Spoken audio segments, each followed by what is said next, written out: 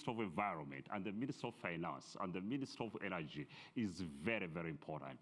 All government sectors, like we are on the panel, Lord, is so important that the government also works in that nature.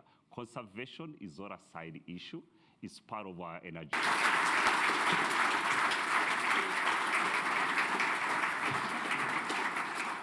Thank you, Alex. Honourable Minister, ladies and gentlemen, it's a great pleasure in joining you to focus on such an important collaborative goal. This event is the culmination of a great effort by many people to progress the vital mission of demining Angola and putting it back on the map as a tourist destination. Angola has some of the world's most important remaining wilderness that is critical to biodiversity and an asset that should be protected, celebrated, and benefited by its people. The ambition of the partners gathered here to create a safer environment for communities and wildlife for the success of the country is to be applauded. I first visited Chatham House in June 2017 to take part in a scenario planning exercise. Some of you in the room today were here with me. That exercise showed me the importance of landmine clearance within a humanitarian emergency because, let's not forget, landmines are a humanitarian issue and not a political one. That exercise was especially interesting for me because I had the privilege in 2013 of visiting Angola with the Halo Trust. In Cuando Cubango, in the far southeast of what is a vast, beautiful country, I saw a struggling community in a deserted landscape, unable to make use of the land, yet the potential to turn this land into a sustainable source for its people.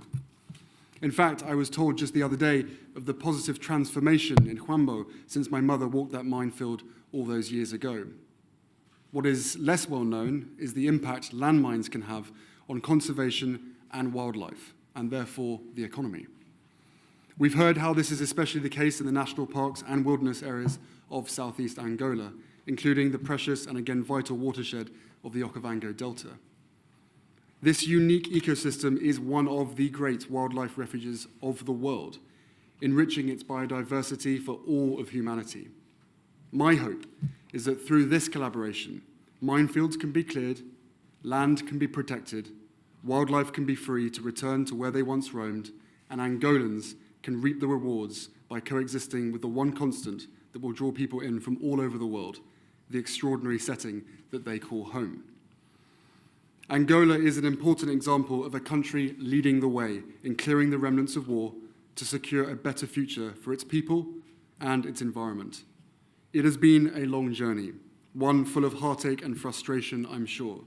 But now, with the optimism and encouragement from your government, Minister, I truly believe that Angola will become a shining example to the rest of the continent.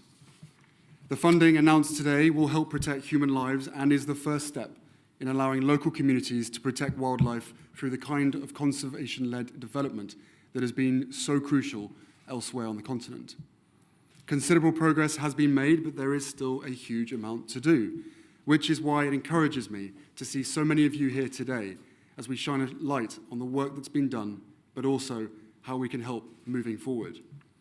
The fact that demining funding has been reduced by nearly 90% over the last decade is pretty shocking, and we hope that today will encourage those countries not to leave a job left half done. As long as landmines are in the ground in Angola, we aren't really giving them a chance. There is an end in sight, which has already been discussed, and that isn't always the case. So let's make the most of this opportunity. I hope you will all join me in thanking the government of Angola for this significant commitment to supporting its communities, its wildlife, and the biodiversity of this planet. Thank you.